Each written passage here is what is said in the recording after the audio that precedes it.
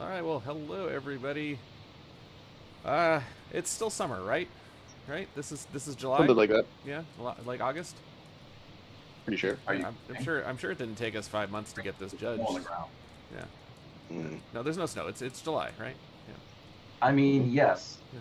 it's July snow. Yes. Yeah. For all that snow that happens in Wisconsin in All the July. snow that the normal dump that we get in the middle of the summer. Of course, yeah. Right when it's 100 Yeah. degrees, it's perfect snow weather. So, hello everybody. We're really sorry that we're very late for this. Life has gotten in the way. A whole bunch of things have been happening, um, Mhm. and we just, stuff happens. But we're finally here. 5 months late. You guys built these coasters in 5 hours. We judged them in 5 months. So it's fair, right? Fair trade-off. I think that's about our usual conversion rate. Yeah, something like that. Mm-hmm. So It's been to improving. to let everybody know and remind everybody what this contest was all about, you had 5 hours to build a coaster from scratch. And this year, unlike some previous years, there was a challenge. You had to build it in a limited space and make sure everything was on this pier. All the footers had to be hidden inside or under the pier so that they didn't stick out into the water anywhere. And you had these big green blobs here that represented 11 different flat rides. Each of the flat rides had a different point value associated with them. And if you included that flat ride somewhere on your pier, you got the points for it. But there were some catches. We are not disqualifying any rides anymore unless the download just flat out didn't work. Other than that, there were penalties if you had collisions with the clearance envelope, if you were missing some things, if you had footers that were sticking out to varying degrees. For the rides themselves, if one of the rides was kind of had its clearance area violated by a support or something else, then you would have a 0 for that ride. And if it was particularly egregious, then we would actually work out you'd have a negative value for that ride. So the big sky wheel worth 5 points would be great to include, but if you ran a support right through the middle of it or crashed through it with a train, then you would actually lose 5 points instead of gaining 5 points. So this was a challenging one for us to judge. A lot of penalty points handed out throughout, and that really affected how things shaped up overall in the competition. Before we show the Effective. first one, go ahead, Bill. I'm sorry, I don't mean to cut you off, but I do feel like it is worth pointing out that in contrast to previous years, the penalty points were, I think, a good way to keep us from having to disqualify rides that we otherwise liked, for something minor. So while there are definitely penalties across the board, and that definitely affected sort of the final rankings, I was really, really happy to not have to kick out, rides that were some of my favorites, even if some of the penalty points meant that they were not necessarily as high as I might have otherwise. So continue. Kevin, any thoughts before we show the third of our honorable mentions? They would just get on with it. All right. Let's do it. It's been 5 months. We can draw this out a little bit longer. Today we're going to be showing the top 6 ranked coasters by their final scores, as well as 3 honorable mentions. And it's a little unusual to have 3 honorable mentions, but we're doing so because, oddly enough, 3 of our honorable mentions actually got the top scores in one of the 4 categories between realism, supports, creativity, and fun. So with that in mind, we're going to go ahead and close out of here. And once it finishes closing, because I got a lot going on my computer right now, and it's not a 5-hop stream unless we're having technical difficulties. So this is all part and parcel for what needs to happen, as No Limits has to take a while to close this giant park. Other than No Limits Park, the 5-hop park is just going to become more and more unmanageable as time goes on because of everything going on with this. So, all right, we're going to go with our first of our honorable mentions. Coming in actually kind of far ranking down the list here with a final score of 38.82. It makes the honorable mention list because it has tied for the best support score at a 9.3 across all 3 of the judges. We have Windbreaker by Luco. Yeah. Giant SLC. So as it loads, Bill, go ahead, hop into it. Let us know what you thought. Sure. So I really liked this, and this is sort of a theme, at least in the way that I try and judge some of the rides. But I give a lot of points to ambition, especially when ambition is executed well or mostly well. And this is a big, ambitious SLC. I also personally have a soft spot for the Great Northeast.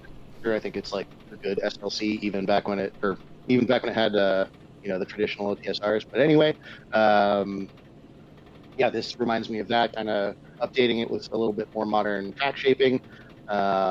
Maybe some Jubilee Odyssey inspiration to, I don't even think that's what that ride's called, but the one over in England somewhere that's weird but good. It was kind of one of Vekoma's first forays into like, hey, what if we did track shaping pretty well though? And this is, I see kind of a lot of that in there with a little bit of the classic SLC layout. I really liked the not quite Cobra roll that coming up here-ish, which is sort of it's like a reverse wraparound, Immelman, or like a wraparound dive loop.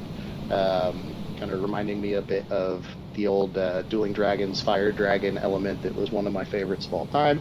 But generally speaking, this is a really good ride. It's terrific. A lot of the track design is really well done.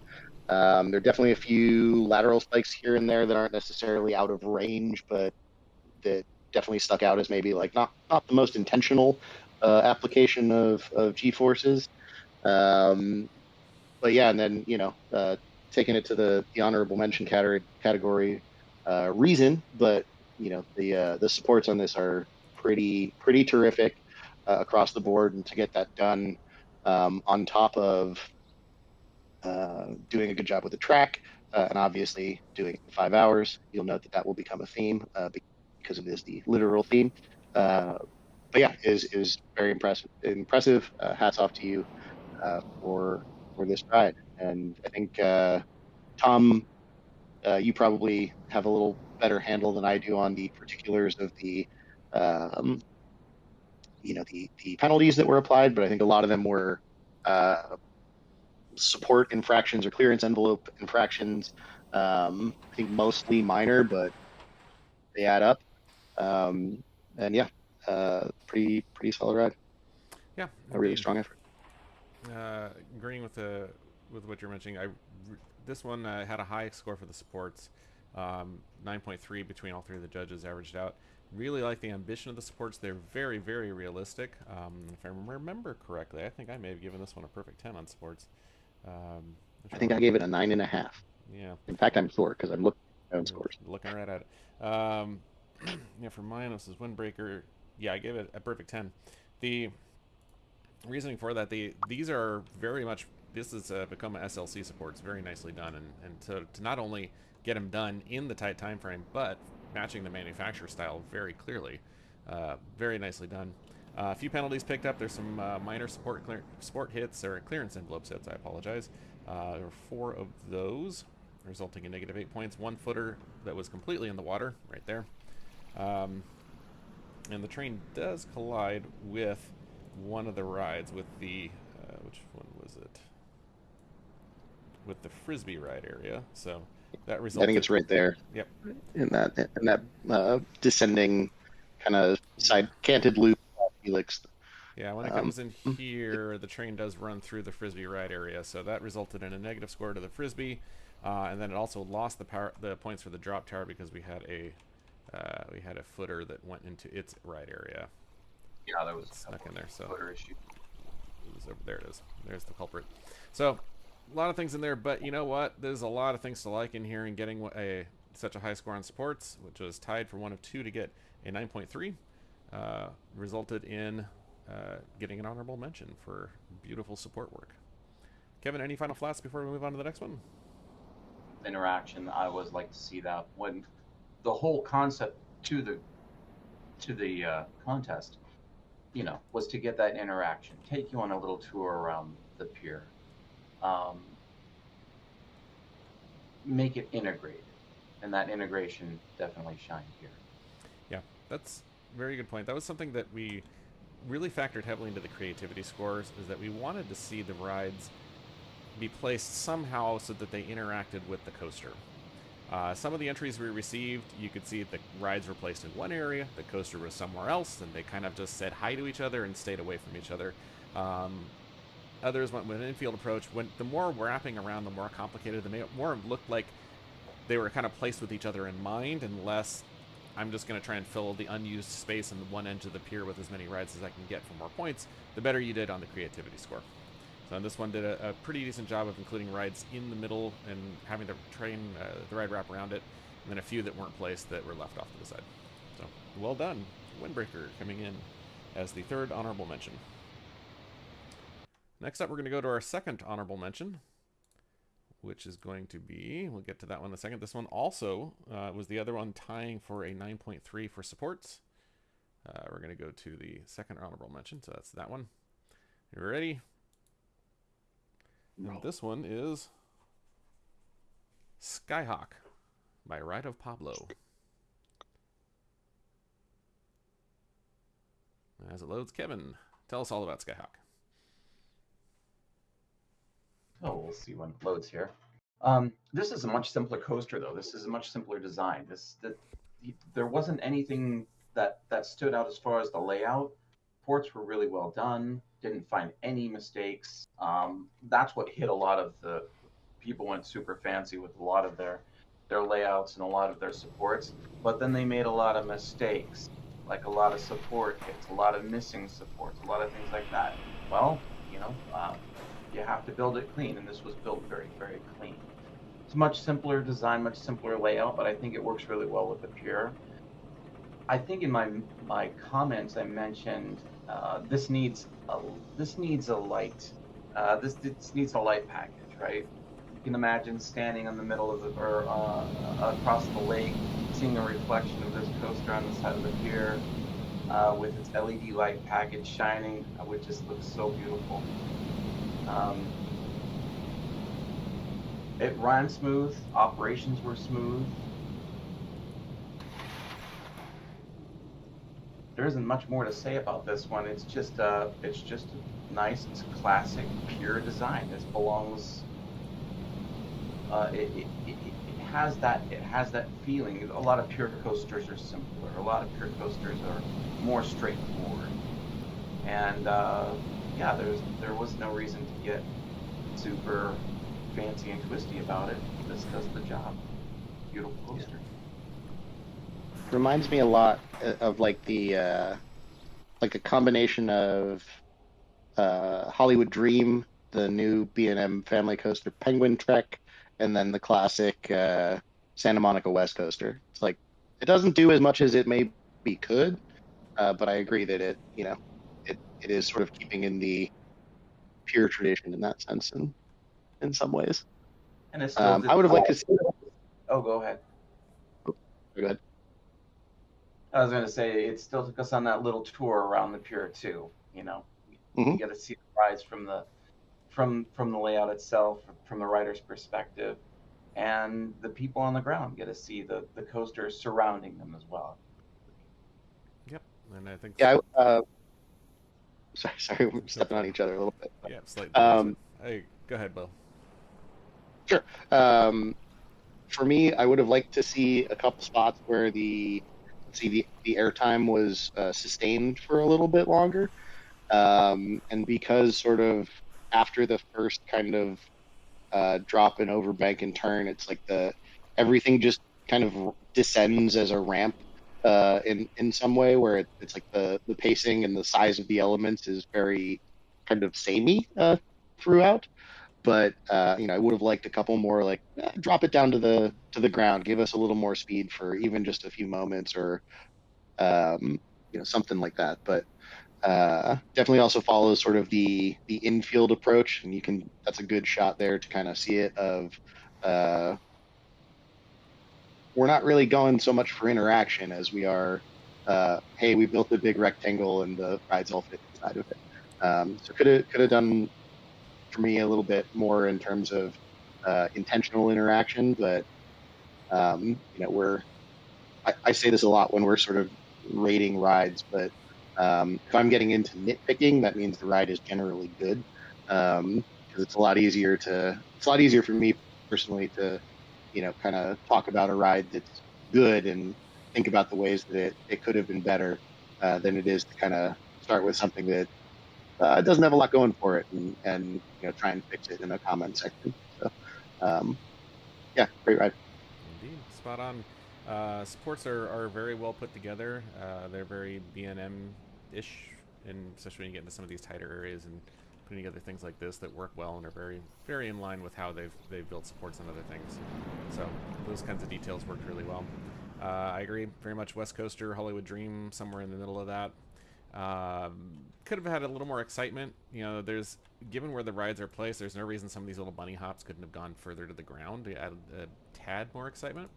I realized there is a clever thing about this. At first I was wondering, why is this station so high off the ground? But then, this was kind of a stroke of really good planning overall for the pier. That means that when you're visiting the pier, you have room to walk underneath it.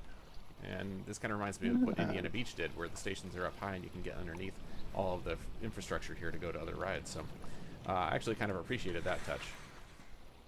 But overall, still good, solid ride, and it's good to see different things at the family coasters. When we see something like this, we're not going to go like, oh, well, it didn't have 15 inversions in it, so it's kind of boring and dull. No, we're looking at it for what it is, and for being a family coaster, it fits perfectly with what it's trying to do. So we're looking at the ways that as a family coaster, it could be maybe a tad more exciting. So that's where we'd like to see a little bit more of the airtime, a little less rampy, a little more pacing where there's a little more variety and excitement here and there, because it does kind of, all these bunny hops do start to feel the same as the ride gets moving on there. A little variety in that for this kind of ride would enhance it quite a bit, but do like the tour of the pier, and all came out really, really well. So good job. It's our second honorable mention with wonderful support work. That was, I forget which one we're on because I've already moved on to my notes for the next one. That was gosh, I'm all over the place. I'm a mess. Seahawk, Skyhawk, not Seahawk, Skyhawk. Yes. All right, moving on from here, we'll close that one out, and we will go to our first honorable mention, which is Seasider by KS Coasters. This is one of a few wild mice that we had in this contest, which is good to see wild mice in here. This one is included in the honorable mentions list because it ended up getting the highest score for realism of from all of the judges when we averaged it all through. And from as we get into it, I actually gave it a perfect 10 for realism. This was a very impressive ride. Nice wild mouse, Gerstlauer style wild mouse. So, we have a floating storage track there, which is never a good sign. That was one thing that a lot of people forgot their storage tracks. That was a common thing that went by. But the actual meat of the ride, quite well done. The car is never stacked anywhere on there. Smooth track. E-stops recovered well, which is a very well engineered ride from the track shaping point of view. Very much appreciate it. Well, it was more of a unique ride type. I'm getting into that nitpicking thing. I would like to have seen it wander just a hair more than it did. And also to kind of make sure that near the end of the ride it was getting a little bit more exciting. It almost falls into the same trap that you run into on, for those who've been on the Mack Wild Mice, you've got the normal Wild Mouse layout that they have, and then you have that triangular large park model that starts with the really big drop. That one has a very anticlimactic end that after the second to last block break on the ride, you then trim down a little bit, and then you go through 2 more U-turns that are taken kind of flat, and then incline final brakes, and you're done. And that's kind of anticlimactic given everything else. You'd expect to see hopefully some bunny hops or something exciting at the end rather than 2 turns and call it a day. And this one kind of falls into that. Again, nitpicking for something that's otherwise a very, very well done coaster that I liked quite a bit. For the ride interaction portion of it, it didn't interact that well with other rides. It kind of sticks to itself, as you'll see in a moment when I zoom out. And there were definitely some penalties for some clearance issues right at the end. There, it comes a little too close to some of those supports. So we'll zoom out and show ourselves around a little bit. So as you can see here, the ride is very compact, very tall for a Wild Mouse, which is cool, and reusing the support columns is very nice. But it very much sticks to its own little area, and the other rides are just kind of scattered around and didn't really get there, which is especially a pity given that some people figured out the clever trick that with this giant sky wheel, it actually, you can stick it right near the edge of the pier and save yourself a lot of actual build space on the pier by doing that. Some people even put it in corners, which is even more brilliant. So still good ride and good for honorable mention, especially because of those perfect operations. Again, trains never stacked ever. No matter what happened, that incoming car never stops. So perfectly timed, which is one of the hardest things to do in this competition, to get things perfectly timed like that, because it takes a fair amount of trial and error to get everything timed perfectly. Time is something you just don't have in this contest, so well done there. Yeah, definitely that stands out. I mean, it is a wild mouse, but so I guess it's a little easier in that sense. But at the same time, there were so many rides in this competition where running three trains was kind of an afterthought, where it's like, oh, that was clearly a requirement, but not an intentional part of this ride's design. So to see something kind of running like clockwork is great. And yeah, I don't have a ton to add to what Tom said. This was a great ride. I like the the little kind of the one section where it leaves sort of itself and goes out to the drop tower and does a nice little dive around it rather. Um, Worked really well for me. And yeah, liked it a lot. Any thoughts, Kevin? The tallness of it. Great. One more time. I think I spoke over you there. Oh no, that's fine. I didn't have anything to add. Okay, perfect. I heard the word great, and that might have been it. So Yeah, that was it. That was great. great. All right, so from there, that was again another honorable mention, coming in 50.7 points. Skyhawk came in at 49.2 in the score. Remember, the score is good. We took the judges rated each of the 4 rated categories on a 0 to 10 scale, and then adding to that were all the ride points that were earned or lost, and then penalties were deducted after all of that. So altogether, you could earn quite a bit, actually. If you had included all of the rides, you're probably in the 60-something point range. So we're getting pretty high, and when we get into the top 6, the top 6 is going to be spread between 53.5 at the bottom and 55.7 at the top of that list. So it was very tightly clustered as we get there. So without further ado, let's get into the top 6 ranked coasters. And yes, at the end of this broadcast, we will share out the full score sheet so everybody can see all of the judges' notes. We left notes for everybody in the competition. No matter what happened on there, you got comments, and we scored everything as best we could, and you'll explain why the points were deducted and all that fun stuff. So 6th place in our contest this year, we have Seafoam by You Loser Leet 1337. Thought you were being a little rude for a second, then I realized that's just the username. Yeah, But Seafoam's by You but Loser. Yeah. I mean, that's his name. you loser, by choice. But anyway, I'll take this one. This is a great, compact little ride. It reminds me of the, sort of Colossus era, in big multi-looping Intamins, but in this case, you just had to fit it on a pier. I like the first part of the ride quite a bit, with that drop in the stall. This stall, and the 0G that kind of goes over the station.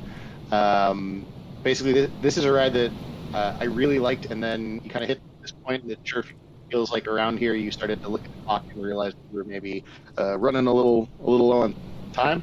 That Cobra roll right into the brakes, then into the other brakes, does feel a little bit like you ran out of time. But what's good is good enough that helped out. This is maybe an example of sort of what I was just saying about a ride that runs 3 trains that probably doesn't need to, or probably only needs to because it was in the rules of the contest. But still a really solid ride, and I think this was one that had no penalty points, so kind of shows the importance of that. Again, in the absence of disqualifications, we gave out penalty points, but if you managed to avoid those, it helped bump your score up a good bit. And this was a ride that definitely benefited from that. But yeah, I particularly liked, I think, the 0G roll over the station, like I said. And yeah, it's a really good first 2/3 of a ride. I might have liked to see a little bit more at the end. But the supports were generally good. That dive loop that hangs kind of over the edge is somewhere between, a fun feature, maybe a little overbuilt, but you know, I appreciate it all the same. Any thoughts from the rest of the judges? Yeah, it's definitely I just really enjoy all the flanges. so many flanges. Everything looks great. All of the supports look fantastic. Operations wise, this is something that impacted a lot of the coasters, and just getting the double station operation working. Right. Plenty of horizontal length, and I didn't really see an excuse not to have that. It would have smoothed out the operations so much, especially with these shorter trains. But a lot of users didn't see that, so there's a lot of stacking involved. That's okay. It wasn't something that really impacted the score terribly. But that is a great point, and I feel like that's a thing that it's like, hey, for everyone who's going to enter a 5 hours of power contest or any contest that has a train requirement, you know, if you include a load station and an unload station, that unload station is basically like a get out of stacked train jail free card. Yeah. Because it's like, instead of having your guests sit and bake in the sun while the next, the train in front of it loads and dispatches, that then becomes a train that is doing something productive that gets the guests off, and then or gets the guests off the train, as opposed to just having them sit and wait. And that's if you're gonna run 3 trains, let's say without without a mid course, that's a great way to kind of get around that. With apologies to Hershey Park and Candymonium, who stacks 2 trains every time they run the thing. But that's a unique choice in the world of coasters, as far as I'm aware. So anyway.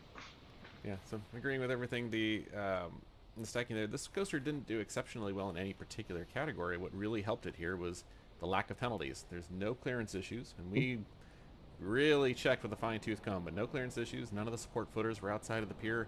No collisions with any of the rides, even with the clearance envelope. So coming in clean really helped it out quite a bit, and included all but one of the 1-point rides. So that was a lot of points that came in there from just including a lot of flat rides on the pier somehow. So some improvements could be made. It does kind of stick in its own little piece of land. It doesn't really go near that many rides or interact with them. Going in between the rides helps somewhat, but wasn't really going into the spirit of the contest of going in and around everything that was already there, because we were hoping to see that people would think about what the riders were going to see while on these rides and on the coaster, and come up with some interesting ways to fly by, over, around, or through, or sideways, or something like that would really make it cool for riders on both of the rides to see a train go by. We do see that a little bit later as the competition gets on, but again, this one was one of the biggest things you can do to help your score in over 5 hours of power contest is just make sure whatever you've submitted is clean, it works, it doesn't have collisions, and it's supported throughout. A lot of coasters that may not have been the most exceptional coaster in the entire contest place really well by just doing it clean. So definitely, managing your time well so you have enough time to check these kinds of things and ensure that they're in good shape, working shape, is important for 5 hours of power. All right, with that, we'll move along. We'll say goodbye to our 6th place finisher at Seafoam, and we're going to move on to our 5th place finisher. And that is going to be, for 5th place, another Wild Mouse, and we have Hang 10 by the Maverick 987.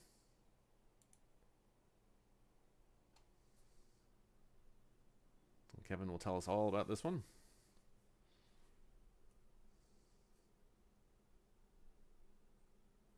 Did we lose Kevin? Am I taking Kevin? this one? Now we can hear you. Yes, this one's yours, Kevin. Yeah. I'll take this one. Yeah. Sorry. We didn't really have this plan. And folks, sorry about that.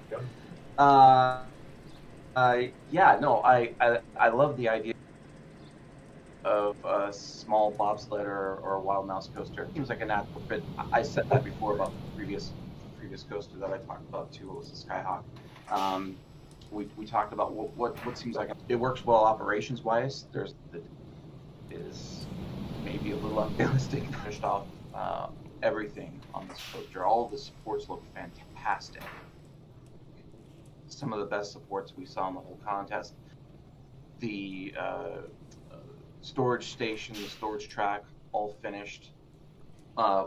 No mistakes. Like there are no errors, no penalty points, or very few penalty points, as I recall on this one. I'm not looking at the penalty sheet, so I don't remember exactly.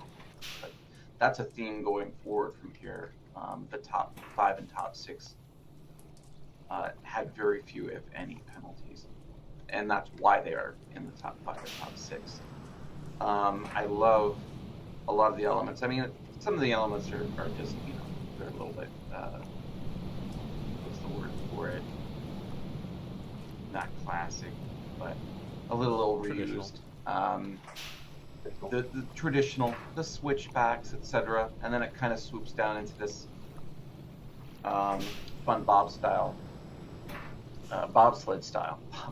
Yeah, that's English, right? Bobsled style layout, which I enjoy a lot more. I love that swoop down by the scrambler,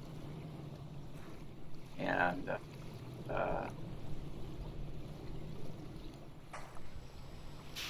the rest.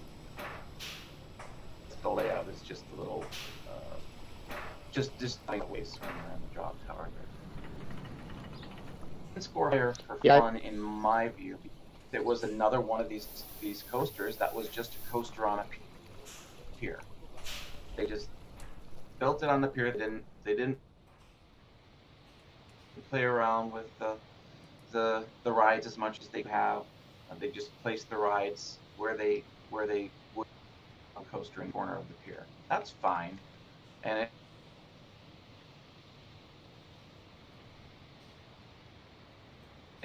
having a little bit more fun, a little bit more active fun with the rides, and made it more walking and riding around the pier. Yep, definitely agree there. We lost a little bit of your audio for some reason, Kevin, but we heard most of what you were saying, so which is good. Oh, I'm sorry. I was just cutting in randomly here and there. Could very well be my computer struggling to do everything at the same time. Because in addition to everything else that I'm currently running between OBS and the live stream and Discord for our team chat here, I also upgraded to a 4K monitor, so No Limits has to work extra hard to feed all these pixels. So yeah, my computer's like, please just end it. And the computer itself is over 10 years old at this point, so still chugging along. Agreeing on the this one. This was another one that was very clear. Only 2 points off. There's one minor clearance hit in the very first block. Otherwise, clean all the way the rest through. An example of, again, coaster that just was clean. Didn't necessarily stand out in any one particular category, but it was very clean all the way through. Didn't lose a lot of points. Includes all of the rides, so it gained a lot of points there, but didn't really interact with that many. There's space here that could have been used for interactions. I do love the fly around the scrambler. That was very nicely done. Could have gone in between some other rides. Could have toured the pier a little bit more and really played with them some more and earned some more points that way, which would have helped. But good use over here to put all the materials kind of all off to the side.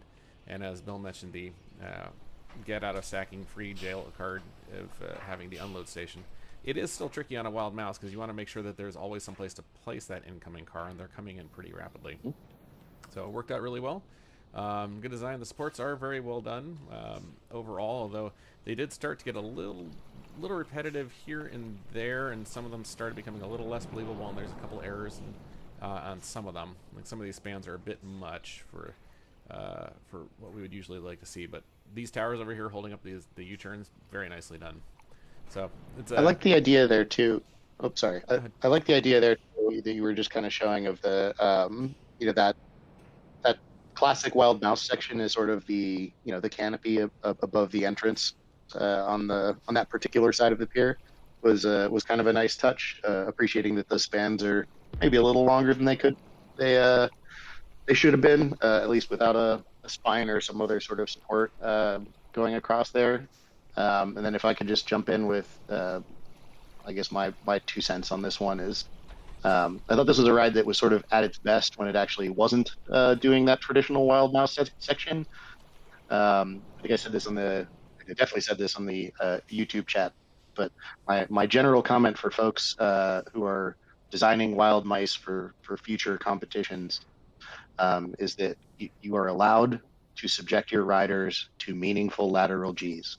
The zigzag section here, I think, tops out at about a half G, and that's you can do more than that.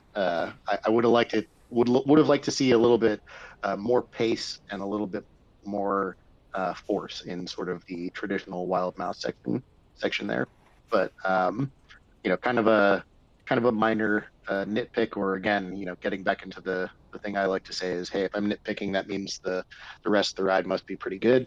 But that is my primary nit to pick with this particular ride. Yeah, it didn't need quite so much heavy trimming through this section because it really kills the laterals. Make sure everything's separated out, but it does kill the laterals, and that's what you want to see. You want to actually throw your riders around a little bit. So a little more aggression there would have helped, and it very much fit the wild mouse style to be a little more out of control feeling. It's still very good, and coming in 5th place. Not a bad spot to be in overall, so well done to the Maverick 97 for coming in 5th. So we'll leave that there, and we're going to load our next one. 4th place is going to go to Carrot Stick by Cat of the Potatoes. As we load that up, I'm going to bring over to my notes. And Carrot Stick is going to be another good example of one of those ones that never stood out in any one particular area very well, but it did what it did very well without picking up any penalties. It included all of the rides, no penalties at all, no clearance hits or anything.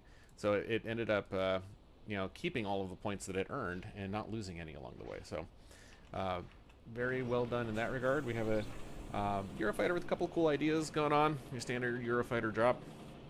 Very smooth. A few ambitious efforts in there, like the slow roll over the scrambler you'll see in a bit, and some bits of track extending beyond the edge of the pier. It was nice to have a second steep drop in there too, which you'll see in just a moment. Definitely flows well. It's very, very smooth. There's a lot of hangs though, where it just kind of really slows down. This is intentional here. It could have more of a B&M dive drop out of the block break, which is fine.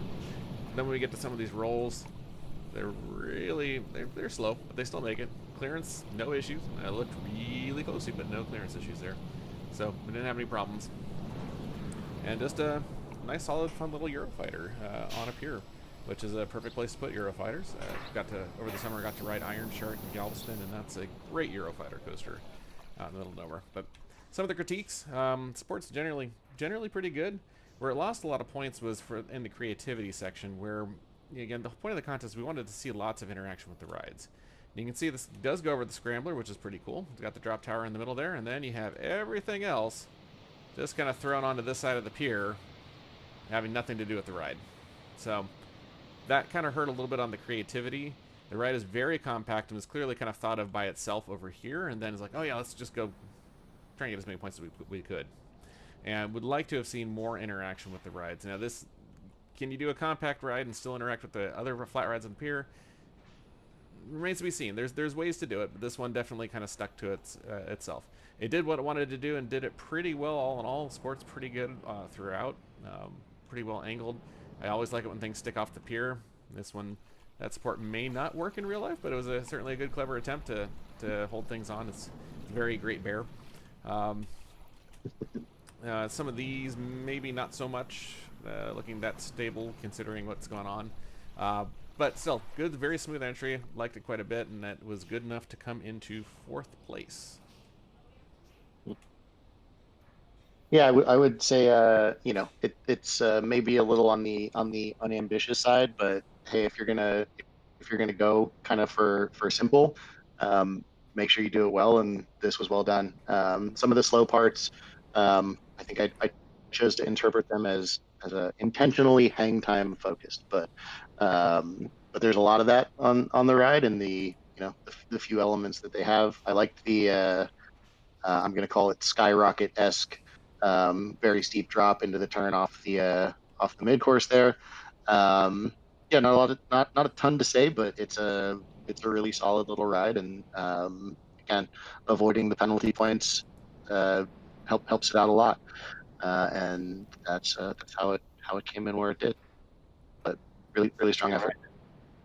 Yeah, these smaller coasters really shined in the end. I didn't think originally, looking at them, given all the categories that we had for fun, sports, etc.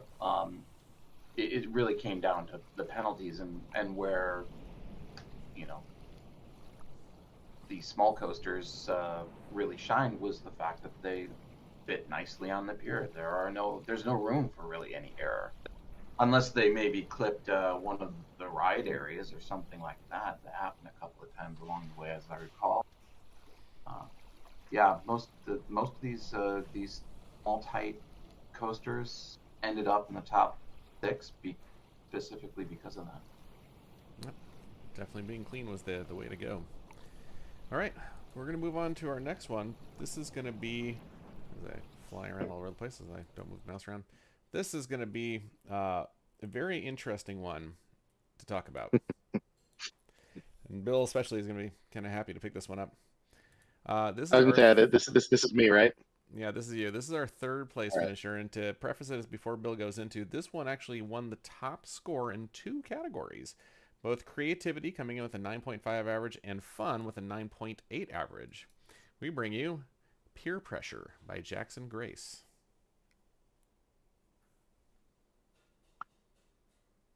Yeah. Well, okay. I'll get into it. I don't know a different way to say this, but I know this ride came in third, but it was my personal favorite of the entire competition. And it looks like we're having Yeah, there a was struggle loading it. one There block you that was go. added that wasn't mine, wasn't ours. Cost it. This is But this yeah, one, as Bill is about to talk about. This one would have won were it not for the penalties. but yeah, track is smooth, realistic throughout. Good mix of G's, good pacing, good element selection.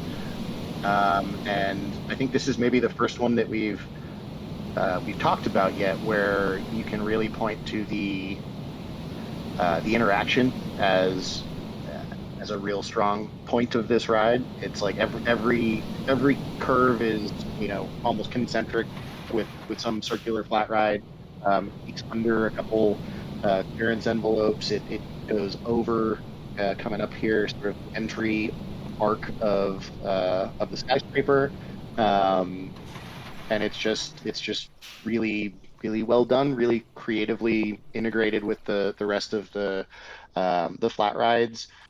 And yeah, I really enjoyed this ride. I, I I am sad that it only came in third, but such are but I'm happy that we didn't have to disqualify it for the infractions.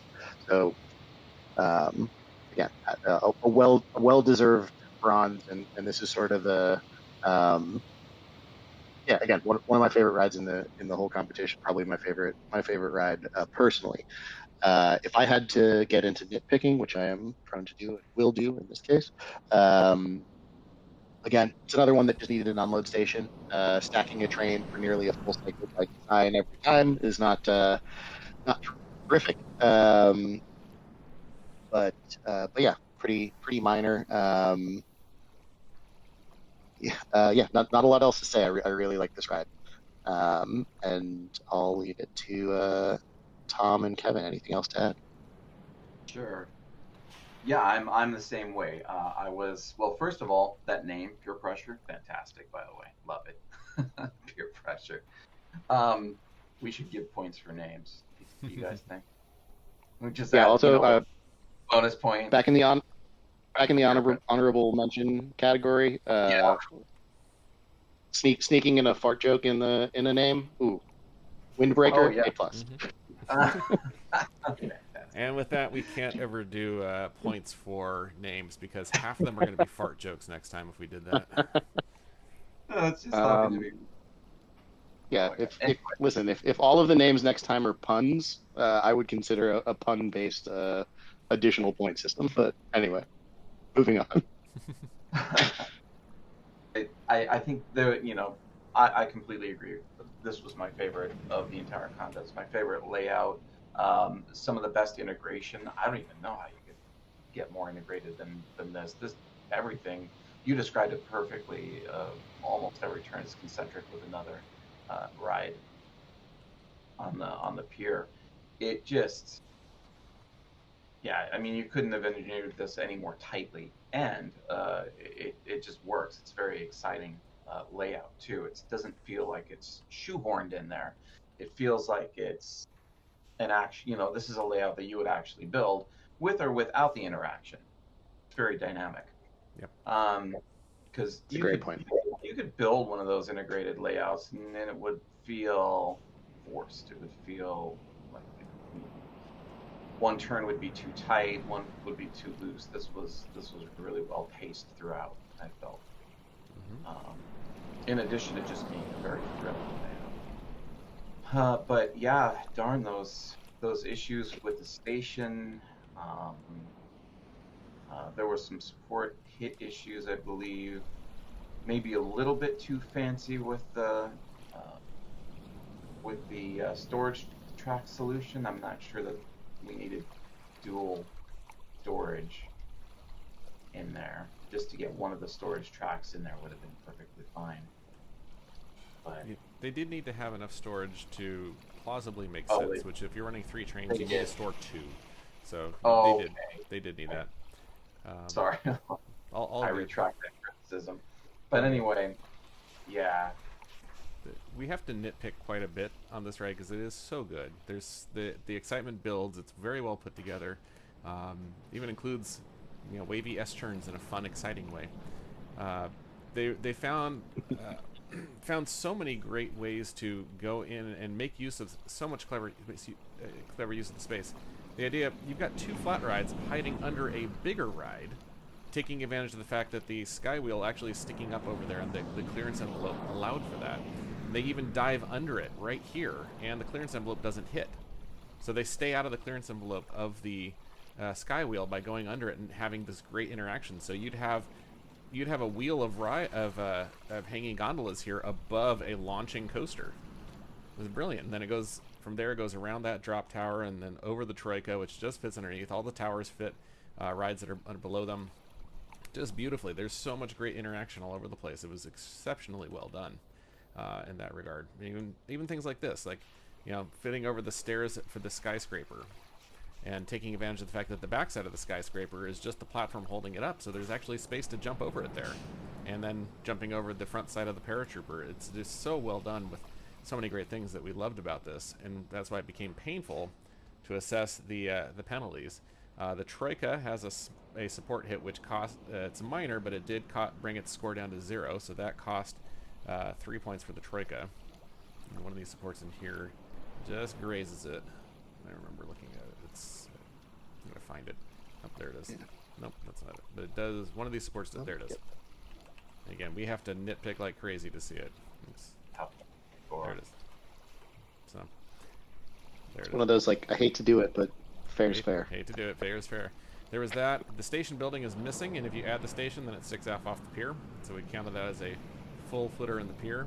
And then another minor little things. There was a couple of 2 minor support hits where things got just a little too compact, and then they needed to be a little more careful with how they were assigning their catwalks here, because if you actually try to transfer a train off, you're going to be smashing it through catwalks, and it's not really going to work that well. So just tiny little details, but if we're nitpicking down to this level, it is an exceptionally well built coaster, and it is. It came in at a 54.3 with after the -7 points were assessed. If any one of those errors, the 2 support clearances, the station fitting on the platform, or just that one support not nicking the Troika area, any one of those hadn't happened, and this would have won the contest. Yeah. So. And I will say, the top 3 entries I think are separated by less than 1.5 points. So it's you like to see As much as it's a shame that we had to give out the penalty points that we did, it's nice to see that the spread at the top is so close where it's Yep. a little bit of difference here or there could have had to go any of the three top rides ways, and yeah. Indeed. Uh, Now, it does get interesting. There's the penalties that had to be handed out sometimes got pretty extreme. There was one poor ride that had negative 69 penalty points. At that point, there was just so many support hits of all kinds that you really got to leave enough time to check your clearances and supports as you build through here.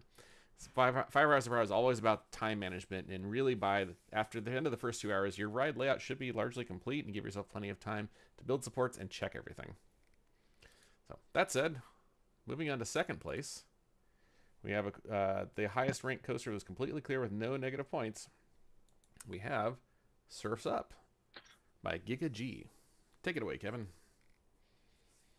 It's me again.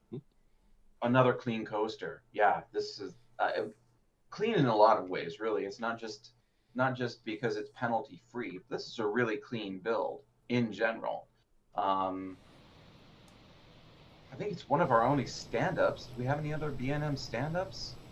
I don't recall another one. That's rare, period. So props on the unique train choice. I like that.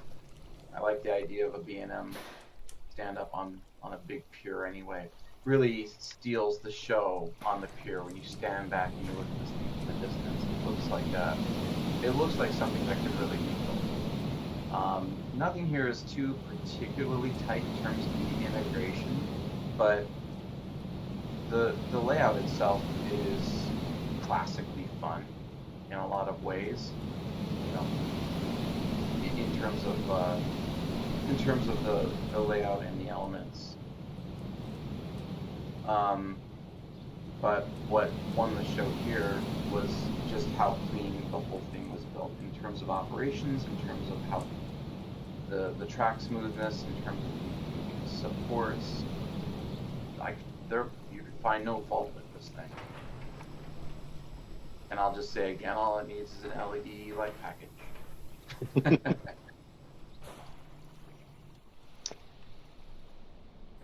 Yep. I'll jump in. This was I think, as was probably the intent. I kind of assumed that this was sort of the modern stand-up variety, or the surf coaster variety stand-up.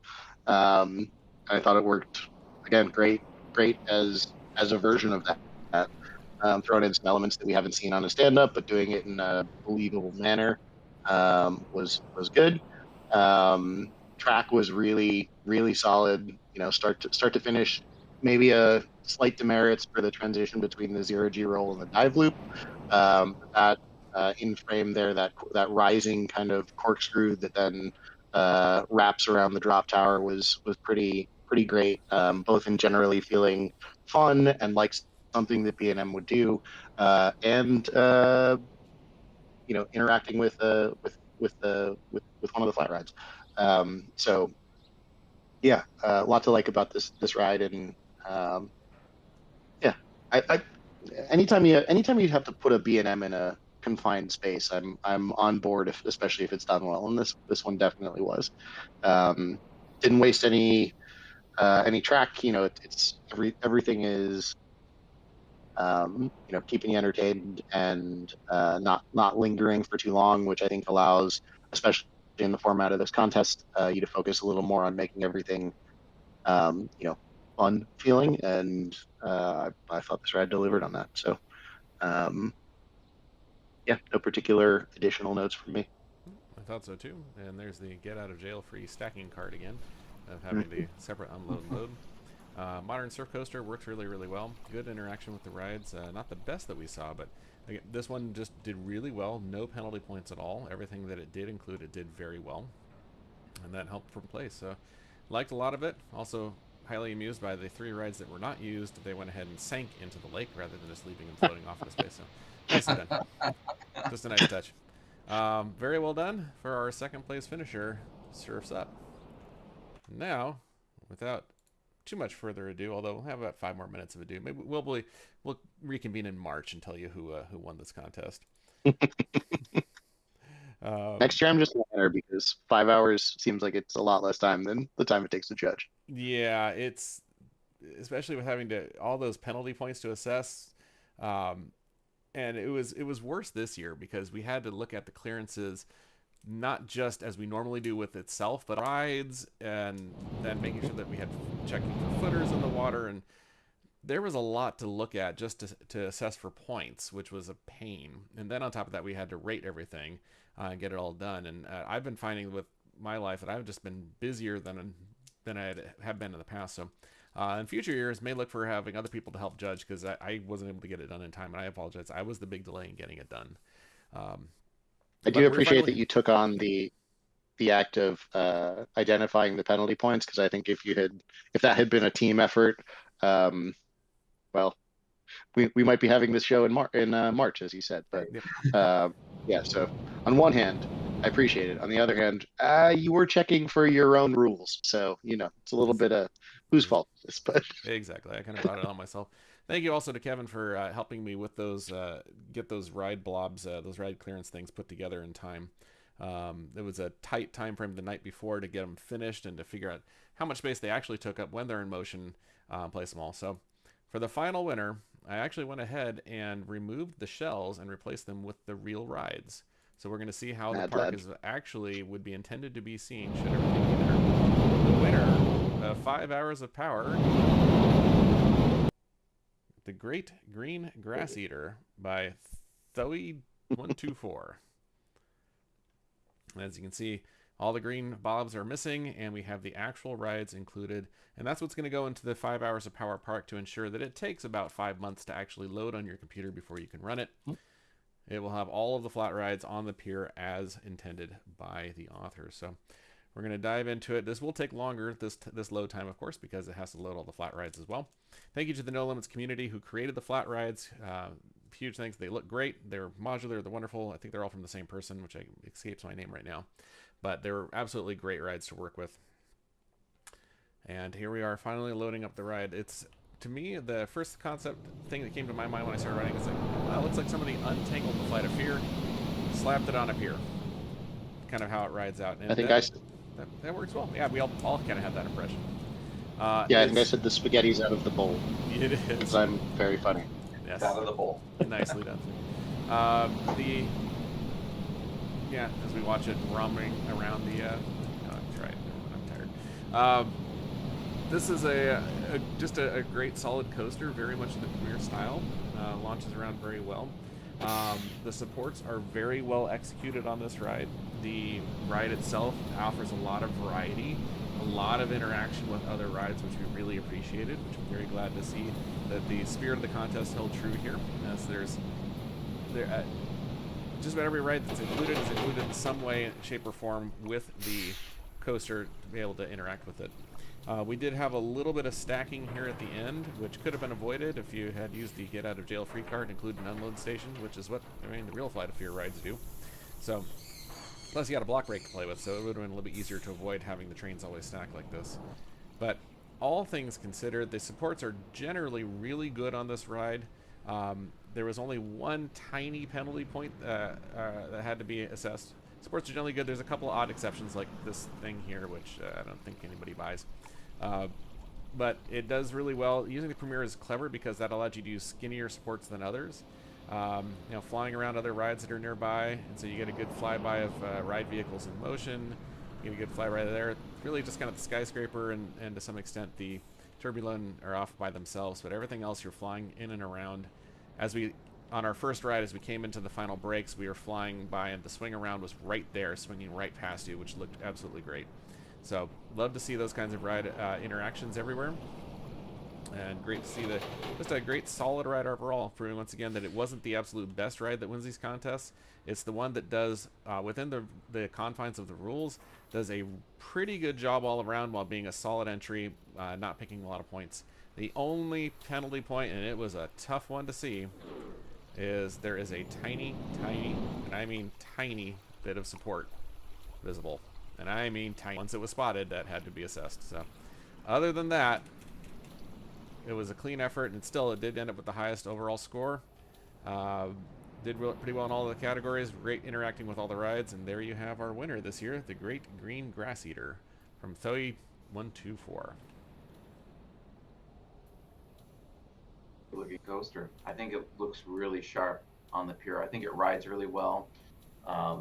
The operations issues you pointed out, I'm not sure why more people didn't use the get out of jail free card, but you know that it is what it is. It was a minor issue overall, but yeah, the deserving winner.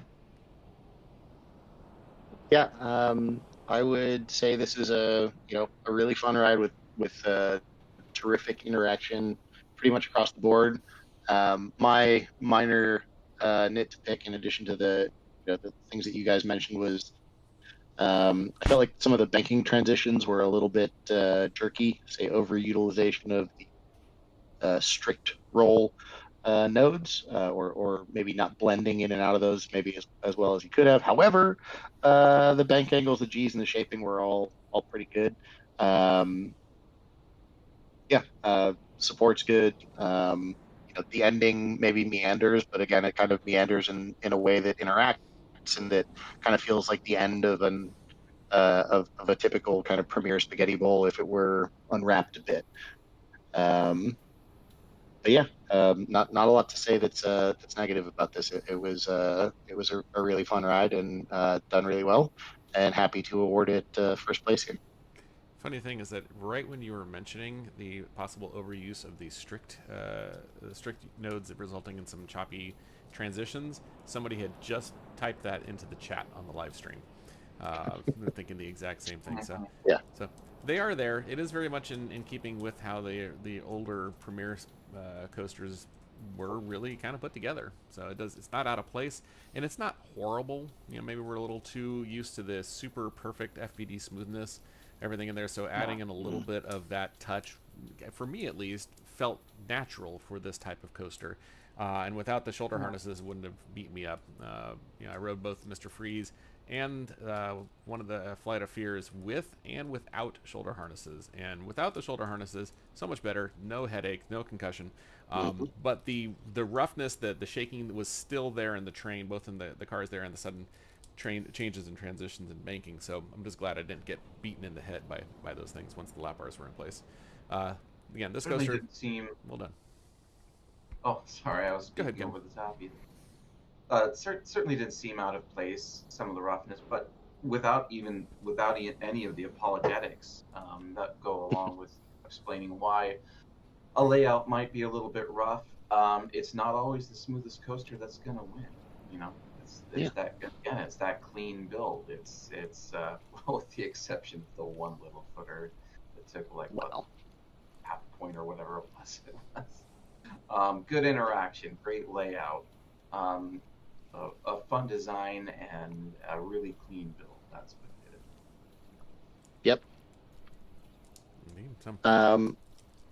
Well, Tom, not to put you on the spot here, but I am monitoring the YouTube chat, and inquiring minds want to know, when is the overall score spreadsheet gonna drop here?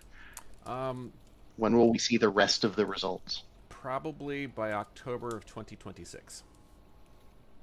Sounds about right. Yeah, that's about right. No, they're ready to go. I just have to hide some personal information and get it posted later today. So it's there, it's ready. All the comments are in there. We'll get that posted and linked out both through the No Limits 2 contest portion on Discord and on the No Limits 2 or the No Limits Central website. Which again, on that side, if you've been around there lately, we do apologize for the spam. It's getting spam attacked frequently, and there's a new design coming out for the forums that's going to help resolve that. That's going to auto detect and automatically filter out that spam. It's coming soon. Ride is working on it, but we don't have it yet. So daily there's spam cleanup going on. So apologize for the mess. It's going to get better soon. So please don't give up on that site. Please keep using it. In the meantime, that's going to do it for this year for the 5 hours of power. Next year, we're going to look to do it again. I may ask for a little bit of help, and hopefully I won't make such a complicated contest to present and judge. But of course, I probably say that to myself every single year, and it hasn't happened yet. Thank you everybody for participating. It's you guys participating in these contests that makes them worth doing. You know, if we did this and put all this effort in there and 4 people tried it out, it wouldn't be as much fun. But the fact that we have a good audience and a good number of people that are trying it every year, including new people that 10 years in and for the first time we're giving it a try. Thank you. You know, this contest is intended to be hard. It is intended to cause unforced errors because of time management and all kinds of other things that mess up otherwise good designs. And it is intended to stress you guys out like crazy, which is part of the entertainment value for everybody watching. But what comes out of it in these constraints of whatever weird scenario we put there and whatever time constraint that's going on that you're rapidly running out of and it's forcing rapid decisions, we still get amazing creations out of there. So we're happy to give you the feedback for participating in the contest. Thank you so much, everybody, who participates every year. Please keep it up so we can keep doing this contest. Thank you as always. And yeah, somebody asking, are these flat rides coming to the game? They're freely available to download from the community. These are community-based and sourced flat rides. They all work. You can ride all of them. So you can include them in your park right now for free. You just got to go out there and download them. When this is made available for everybody, we'll have flat rides will be included, but there's links to all these flat rides. I got it straight out of No Limit Central. They're all available. So you can go grab them anytime for free. They're available for everybody to use. So, with that, a little bit everybody, a pleasant afternoon, evening, wherever you're at, possibly morning, depending on where you're watching us from. Thank you very much from everybody here, for myself, on behalf of myself, Kevin, and Bill, and everybody involved with No Limits. Thank you for all of your hard work over the years. Thank you for continuing to innovate, coming up with clever things, and really pushing the boundaries of what No Limits can do, which helps us push our boundaries even further for you guys. We have not stopped developing for the program, as you saw, that we had our first DLC come out this year. We do have more planned. As for when, there's no way that we can give that kind of estimate, but we are not going to abandon development of No Limits 2. It will continue to grow and thrive, both from our side professionally, as well as the amazing community that continues to offer these kinds of free assets to anybody. With that, have a wonderful rest of your day. Be kind to each other. Be nice and supportive online. There's a lot of negativity in the world. Don't be one of those people. Help everybody else learn the things you have learned to help each other grow and get better with No Limits, and to grow and get better as people. Have a great time, everybody. We will see you next time for next year's 5 Hours of Power, and then in about 7 years after that with the results. Take it easy, everyone.